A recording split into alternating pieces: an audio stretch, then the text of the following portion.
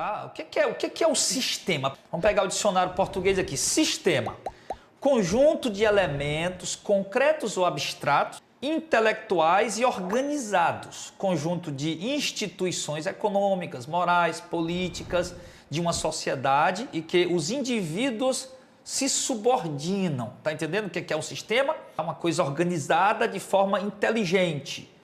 Tá? É um conjunto de instituições, no caso as igrejas, né? A quem os indivíduos se subordinam. É um sistema organizado, intelectualmente bem organizado, que rege-se por uma ordem, por uma organização, né, comum, tá? A quem as pessoas se submetem, os indivíduos se submetem. Isso é um sistema, tá? Então, quando se diz que alguém ou uma igreja faz parte do sistema ou o sistema, nós não estamos aqui generalizando, tá? Nós sabemos que existem igrejas, a gente sabe que a igreja somos nós, tá? A igreja é eu, a igreja é você. Quando eu falo de igrejas, na linguagem popular, eu estou falando de ajuntamento de pessoas que se reúnem em algum lugar. Tá? Tem irmãos que se reúnem lá em São Paulo, em determinado lugar, 10, 20, 30, 40, 50, 100, 200 pessoas. Tá? Estou me referindo a isso, tá? Na linguagem popular, ok? Então, quando a gente fala de sistema, a gente fala de um conjunto de igrejas espalhadas, mesmo que sejam de denominações diferentes, tá? Mas que seguem uma ordem organizada, manipulando pessoas a se submeterem a sua organização, ou seja, ao seu sistema, tá? E é o que a gente vê no Brasil hoje. E nem todas as igrejas fazem parte do sistema.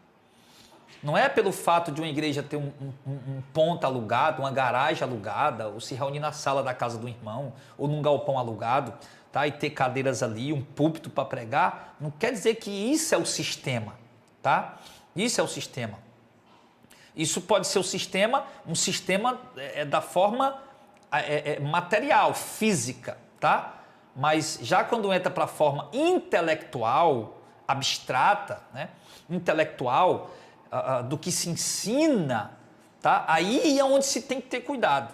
Que a forma como uma congregação de irmãos, ou infiéis, ou fiéis, se organizam materialmente para estarem reunidos, isso é irrelevante, isso não tem problema. Tá? Se os irmãos sentam no chão, ou se sentam em banco de madeira, ou em cadeira, ou tem púlpito de vidro, ou de pedra, ou é uma mesa, isso aí é a coisa material, isso não tem problema, tá? Todavia, obviamente, né, é um sistema de organização, mas o sistema que a gente se refere, sistema religioso, não é essa organização dessa forma logística, mas é a organização diabólica, espiritualmente diabólica, espiritual diabólica, que está por trás disso.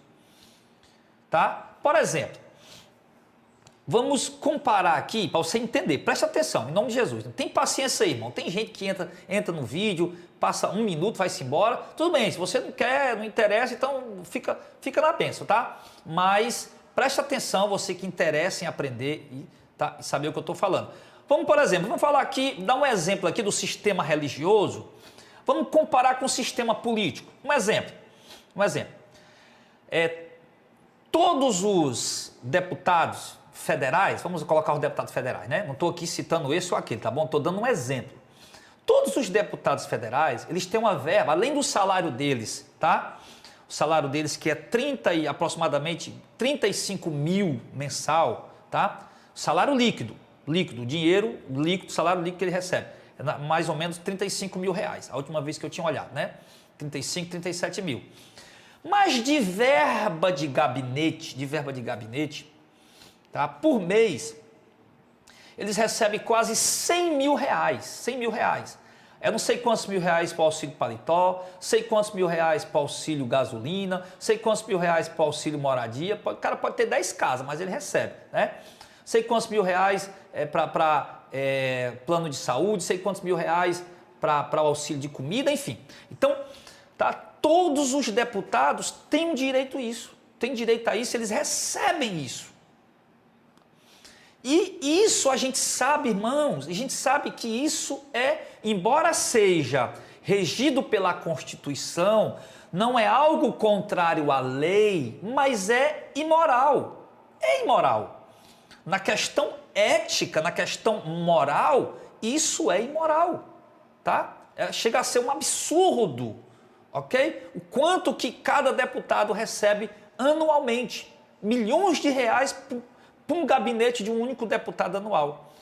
Para ele gastar com viagem, com comida, com moradia, com paletó, com calçado, com plano de saúde, com tudo, tá? Plano de saúde, inclusive, absurdíssimos os valores. Então a gente sabe que lá, preste atenção para você entender, todos os deputados usufruem disso. Pouquíssimos deles abrem mão, mas todos, é um direito de todos, tá? A maioria, mais de 90% usufrui disso, sem abrir mão. E a gente sabe que os deputados, né, partido A, partido B, partido C, eles vivem na Câmara se degladiando um com o outro, tá? Defendendo o seu partido, a sua ideologia e derrubando o outro partido, combatendo um ao outro, derrubando um ao outro, criticando um ao outro, enfim, eles vivem nessa guerra. Mas quando se trata sobre essas questões de verba de gabinete, eles ficam calados. Eles não dizem nada. Por quê? Porque é um sistema moralmente corrupto, que todos eles, ou quase todos, né? Quase todos fazem parte. Um sistema, repito, moralmente corrupto, que quase todos fazem parte. E aí, ninguém toca nesse assunto, ninguém toca, tá? Quando toca no assunto, é para pedir um aumento. Ai, tá bom de aumentar a verba do gabinete, ai, tá bom de aumentar o salário do deputado, né? Quando toca no assunto é para aumentar, é para melhorar, tá? Pouquíssimos, você vê um isolado no meio de 500, falando às vezes, criticando ou falando alguma coisa. Mas enfim, então o que é que acontece? O sistema evangélico é do mesmo jeito. O sistema evangélico, irmãos, ele trabalha da mesma forma, o sistema religioso, aliás. O sistema religioso, ele trabalha da mesma maneira. Você vê, as igrejas ficam se degladiando umas com as outras. Vou dar exemplo aqui. Os reformados se degladiam contra os pentecostais se degladiam contra os reformados e pentecostais se degladiam contra os neopentecostais degladeiam contra os reformados e pentecostais. Um determinado pregador de determinada igreja critica outro pregador de outra determinada igreja. Muitos sentidos, muita coisa, aquela briga política lá dos políticos. Mas quando se trata da questão sistemática, intelectual, vamos dizer assim, aí ninguém diz nada. Por exemplo, quando se trata da questão para dizer que o dízimo é uma heresia, não é aplicado para os dias de hoje como doutrina, não pode, jamais poderia ser, tá? É uma mentira, qualquer pregador, como eu vi agora um pregador reformado, renomado, um homem de respeito, tá? Abrir a boca para dizer que o dízimo é sim, a igreja sempre recebeu o dízimo e ele não é um favor, ele é obrigatório. Só faltou dizer que perdia a salvação, mas disse que é roubar a Deus e que a pessoa é ladrão, que não está dando dízimo. Um pregador reformado falou isso agora. Está o vídeo aí na internet, os irmãos mandando para mim ver. Não vou citar o nome dele não. Aí, tá? Dizendo isso. Aí, quer dizer, em tudo enquanto eles batem uns nos outros. Quando chega nessa questão, todos eles defendem, mesmo sabendo que estão mentindo. Mesmo sabendo que estão deturpando uma verdade.